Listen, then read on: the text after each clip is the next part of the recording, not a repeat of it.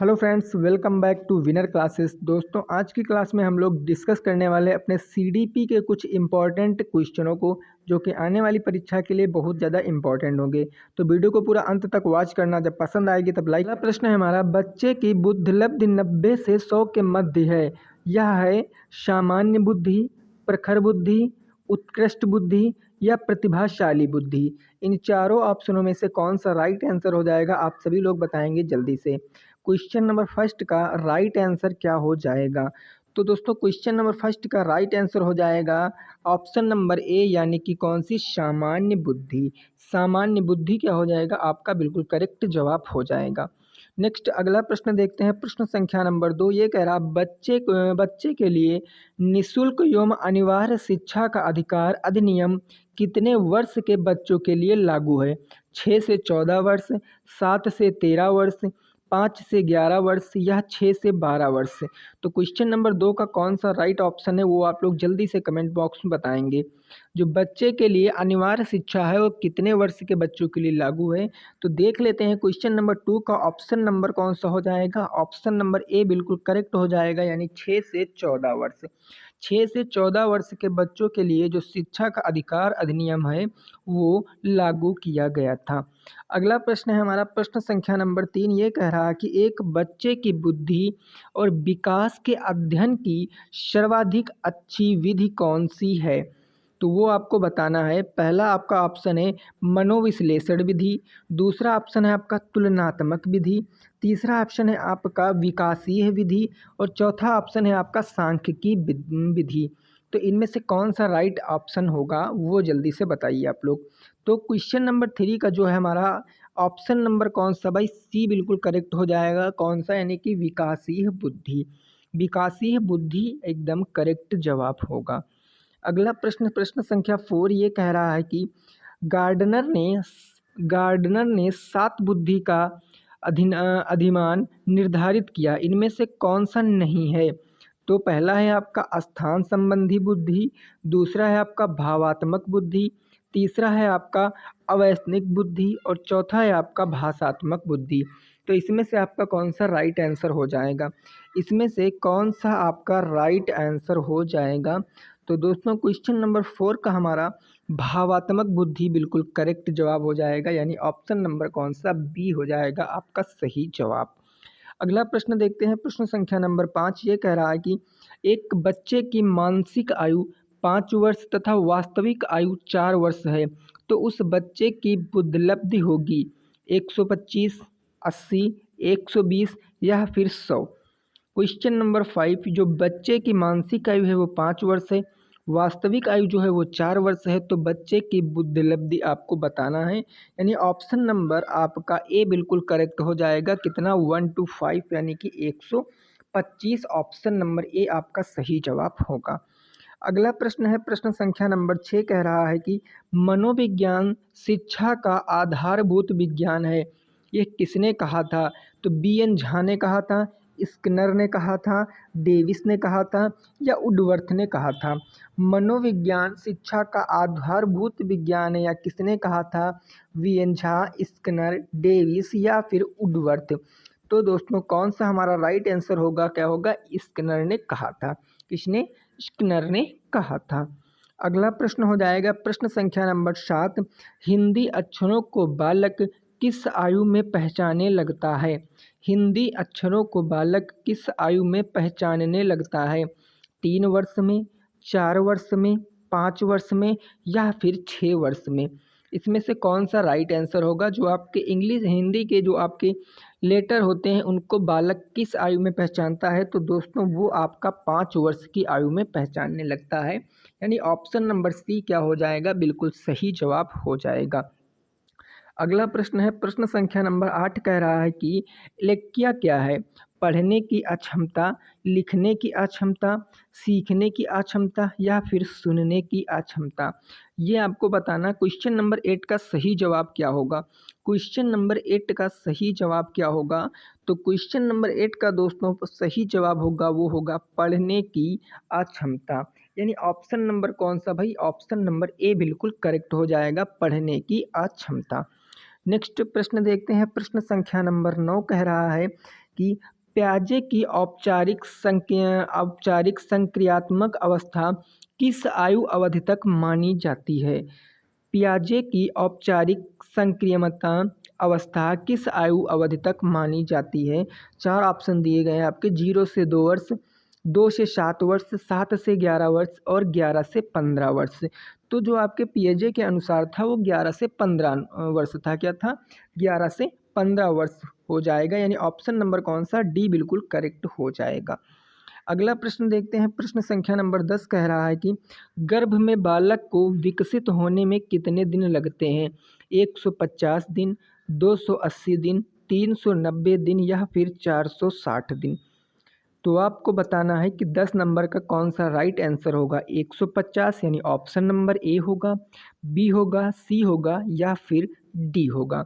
तो question number 10 का option number कौन सा दोस्तों सही हो जाएगा? तो बी बिल्कुल करेक्ट हो जाएगा। कितने दिन लगते हैं? तो 220 दिन 280 दिन आपके लगते हैं। नेक्स्ट अगला प्रश्न हो जाएगा। प्रश्न संख्या नंबर 11 कह रहा है, किस मनोवैज्ञानिक ने अपने 3 वर्षीय पुत्र का अध्ययन किया? तो वो आपको बताना, पेस्टोलॉजी ने, वाटसन ने या स्टेनले हॉल ने या फिर जेम्स सल्ली ने। तो ऐसे कौन से मनोवैज्ञानिक थे जिन्होंने अपने 3 वर्षीय पुत्र का अध्ययन किया था? तो वो आपके मनोवैज्ञानिक थे दोस्तों पेस्टोलॉजी। कौन से? वो थे आपके पेस्टोलॉजी, यानी कि ऑप्शन नंबर ए आपका क्या होगा? बिल्कुल सही जवाब हो जाएगा।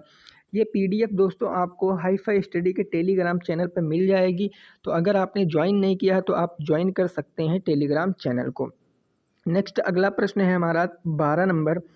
बालक का विकास होता है सिर से पैर की ओर, पैर से सिर की ओर, दोनों की ओर या फिर इनमें से कोई नहीं।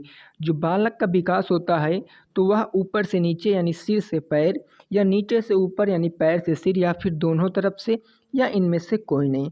तो क्वेश्चन नंबर 12 का हो जाएगा भाई सिर से पैर की ओर, यानी कि बिल्कुल सही जवाब होगा ऑप्शन नंबर ए, सिर से पैर की ओर। अगला प्रश्न है हमारा 13 नंबर। यह कह रहा है कि विकास के संबंध में गलत कथन है। कौन सा कथन गलत है वो आपको बताना है। विशिष्ट से सामान्य की ओर, सार्वभौमिक प्रक्रिया है, दिशा सिर से पैर की ओर, या फिर आपको बताना है वर्तलाकार गति।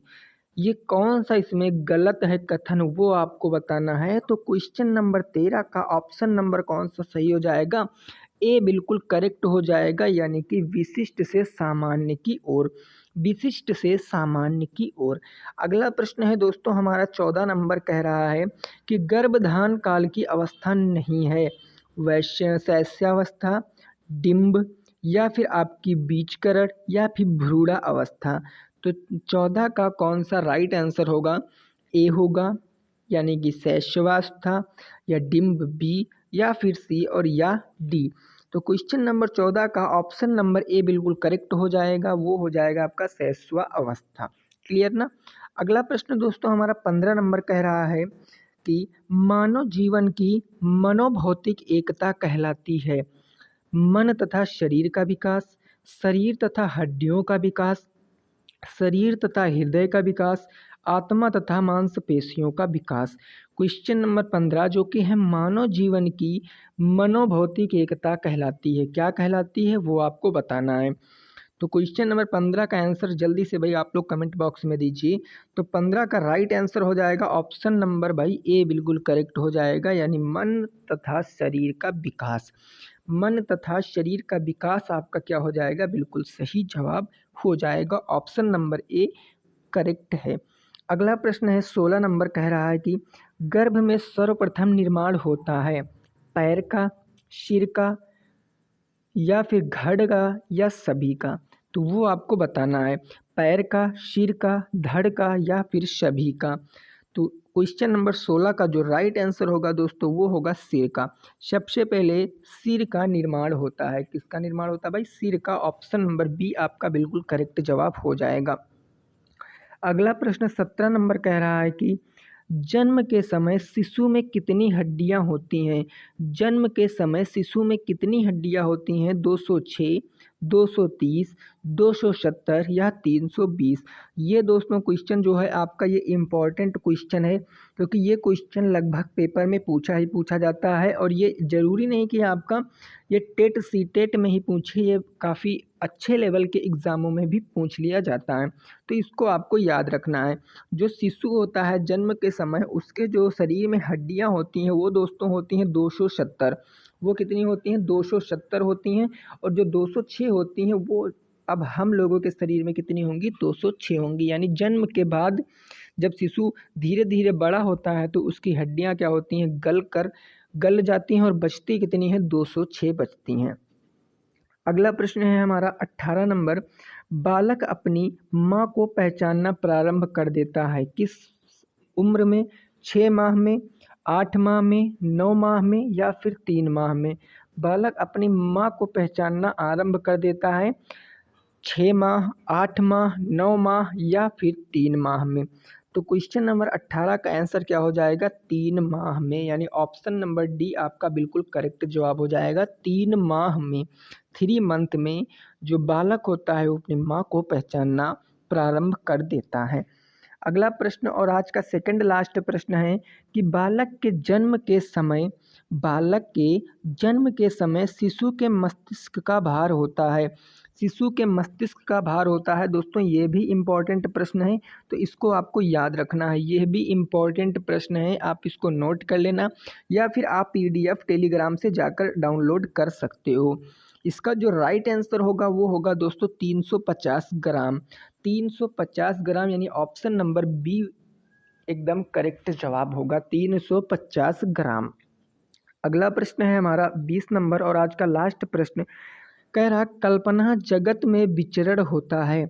कल्पना जगत में विचरण होता है शैशवावस्था का, किशोरावस्था का, बाल्यावस्था का या फिर शैशवावस्था और किशोरावस्था दोनों का। तो ये आपको बताना है। क्वेश्चन नंबर 20 का सही जवाब क्या हो जाएगा? शैशवावस्था, किशोरावस्था, बाल्यावस्था या फिर शैशवावस्था और किशोरावस्था दोनों। तो क्वेश्चन नंबर 20 का राइट आंसर हो जाएगा दोस्तों कौन सा? वो हो जाएगा आपका शैशवावस्था और किशोरावस्था। यानी ऑप्शन नंबर कौन सा सही हो जाएगा? वो डी बिल्कुल करेक्ट हो जाएगा। ये आपके थे इम्पॉर्टेंट 20 क्वेश्चन। तो दोस्तों ऐसी ही वीडियो के लिए आप लोग क्या कर सकते हो? चैनल को सब्सक्राइब कर सकते हो, साथ में बेल आइकन जरूर प्रेस कर लेना ताकि जो आगे आने वाली वीडियो है उनका नोटिफिकेशन आपके पास पहुंच सके। वीडियो कैसी लगी कमेंट बॉक्स में ज़रूर बताना। और इसके आगे यानी 21 नंबर से प्रश्न जो है हम लोग नेक्स्ट वीडियो में सीखेंगे। वीडियो को यहीं पर करेंगे एंड, मिलेंगे आपसे नए और नेक्स्ट वीडियो में। तब तक के लिए सभी साथियों को जय हिंद, जय भारत और वंदे मातरम।